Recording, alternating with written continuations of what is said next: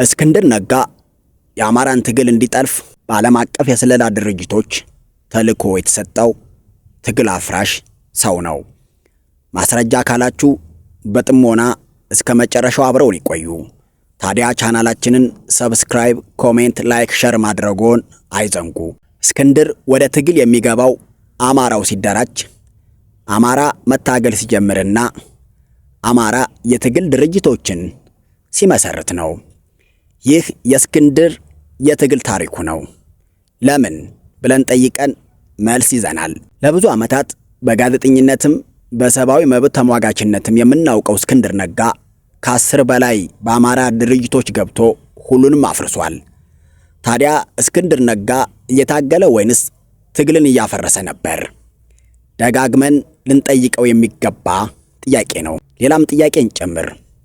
እየተከታተለ የሚያፈርሳቸው ድርጅቶችና እየተከታተለ ተቃራኒ ወይም ተመሳሳይ ድርጅቶችን የሚመሰርተው የማንን ትግልና ድርጅት ለማዳከም አስቦ ነበር? እስከ ዛሬ የነበረው ወደፊትም የሚኖረው የእስክንድር ነጋ ሚናው መታገል አልነበረም፣ አይሆንምም። ትግልንና ድርጅትን ማፍረስ ነው። ዋሽታል ካላችሁ በተግባር እናየዋለን። አሁን ራሱ እየታገል አይደለምና። አቶ እስክንድር ነጋ አማራን ሲታገል እንጂ ለአማራ ሲታገል በታሪክ አይታወቅም። ማስረጃ አለን። እስክንድር ነጋ ጸረ አማራ ታጋይ መሆኑን እናያለን። በጣም ብዙ ሰው እስክንድር ነጋን የአቋም ሰው፣ የጽናት ተምሳሌት አድርጎ ይወስደዋል። ይህ አረዳድ ፍጹም የተሳሳተ አረዳድ ነው። እስክንድር ግን የአቋም ሰው፣ የጽናት ተምሳሌት መሆን የሚችል ሥራ አልሰራም። ቋሚ የትግል ዓላማ የሌለው ሰው ነበር ነው። ውሸት ነው ካልክ ማስረጃው ይሄው። ጋዜጠኛ ነኝ ይላል። በብዙ መልኩ የአማራን ትግል ሲያጨናግፍ ቆይቶ ጋዜጠኝነቱን ትቶ ሰብአዊ መብት ተሟጋች ነኝም ይላል። ለአማራ ነው የምታገለው ብሎ አቶ እስክንድር ነጋ መአድ ገባ፣ አፈረሰና መኢአድን መሰረተ። ትላንት የአማራ ፋኖ ህዝባዊ ግንባር፣ የአማራ ፋኖ ህዝባዊ ሰራዊት፣ የአማራ ፋኖ ህዝባዊ ድርጅት እያለ በስያሜዎች ሲቀልድና የህልውና ታጋዮችን በየፊናቸው ሲያጋጭ፣ ሲያበጣብጥና ሲያገዳድል፣ ሲከፋፍል መከረሙን ይታወቃል። ታዲያ ይህ የጽናት ተምሳሌት ቋሚ ታጋይ ዓላማ ያለው ያደርገዋል። ለአማራም ለኢትዮጵያዊነትም እታገላለሁ የሚለው እስክንድር አቋምም ብቃትም ንቃትም ዓላማም የሌለው እስክንድር ከአማራነትም ከኢትዮጵያዊነትም ወጥቶ የምታገለው ለአዲስ አበቤ ነው፣ ዓላማዬም ይህ ነው ይላል። ታዲያ ይህ ጽናት ነው? ኮሜንት አድርጉ። ታዲያ ይህ ቋሚ የትግል ፍልስፍና የሌለው ከ10 በላይ ድርጅቶችን መስርቶ ያፈረሰ በአንድ ድርጅት በአንድ ዓላማ የማይቆም ሰው ጽናት ያለው ለዓላማው የቆመ ማለት ይከብዳል።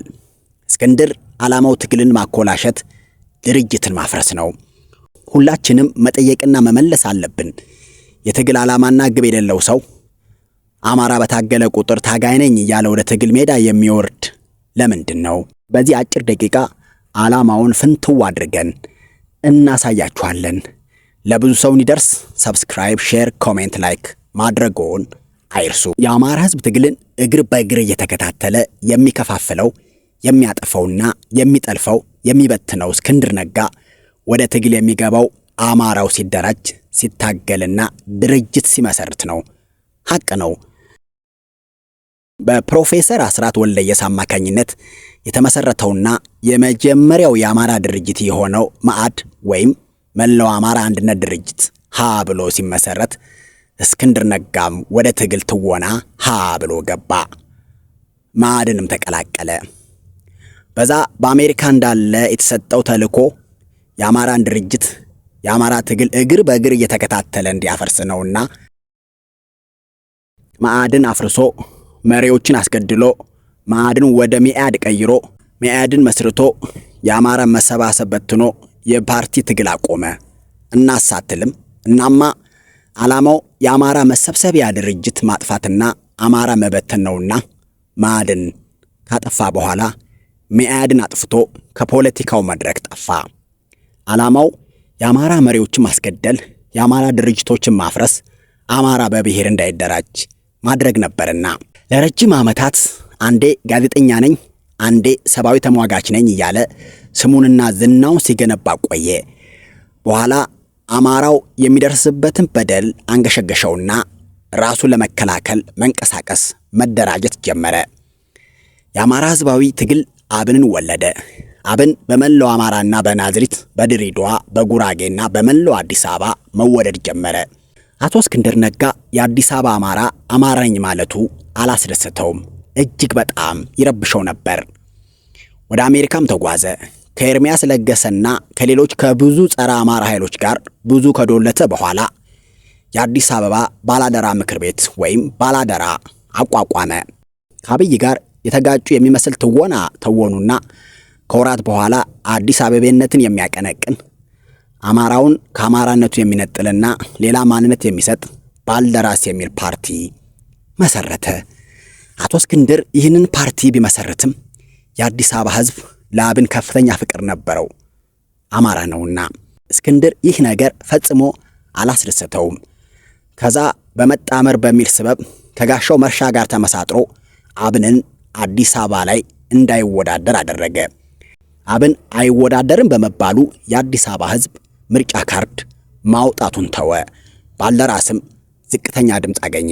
የዓላማ ጥናት፣ የትግል መስመር በፍጹም የሌለው እስክንድር ነጋ አብንንም ባልደራስንም የማዳከም ሥራ ካሳካ በኋላ ከባልደራስ ፕሬዝዳንትነት ለቅቅ ያለው አለ። ቆይቶ አባልም አይደለውም ብሎ እርፍ። ይህንን ሰው ነው እስኬው ጽኑ ሰው የምንለው። በመጨረሻም ባልደራስ ፈርሷል ብሎ አፈረሰው። የአዲስ አበባ ህዝብን ሰልሎ ላዳነች አሳልፎ ሰጠው። ብዙዎቹ ታሰሩ፣ ተገረፉ። አሁንም የአማራ አዲስ ድርጅት ወይም የትግል ስልት ይዞ ይመጣል ብሎ እየተከታተለ እስክንድር ብዙ ረፍትና ዝምታ ውስጥ ገባ። የጠፋ ተባለ፣ ፍለጋው ተጧጧፈ። እሱ ግን ከነጮች የስለላ ድርጅቶች ጋር እየመከረ ነበር። በአብን ተስፋ የቆረጠው የአማራ ብሔርተኛ ወጣት በነዘመነና ምሬ ወዳጆና ሌሎች የትጥቅ አደረጃጀቶች ገባ። የአማራ ትግል ከሰልፍ ወደ ሰይፍ አደገ። በመሃል ደግሞ ልዩ ኃይሉ ተበተነ። የተበተነው ልዩ ኃይል ፋኖን ተቀላቀለ። የአማራ ትግልና ድርጅት እግር በእግር እየተከታተለ የሚያፈርሰው ዝምታ ውስጥ የነበረው እስክንድር ነጋ ጓዙን ጠቅሎ አማራ ክልል ገባ። ከባዕዲን ጋር አሳሪና ታሳሪ ድራማ ሰሩ። ያው በአማራ ህዝብ ተቀባይነቱ እንዲጨምርና ቁማሩ እንዲደራ መሆኑ ነው። በዘመነ ካሴና ጓዶቹ የሰለጠነው የአማራ ብሔርተኛ ቀንቃኝ ወጣት ከህዝባዊ ድርጅት ነጥሎ የአማራ ፋኖ ህዝባዊ ግንባር ፈጠርኩ አለ። አሁን ድርጅት ማፈረሱንና መከፋፈሉን ጀመረ አትሉም?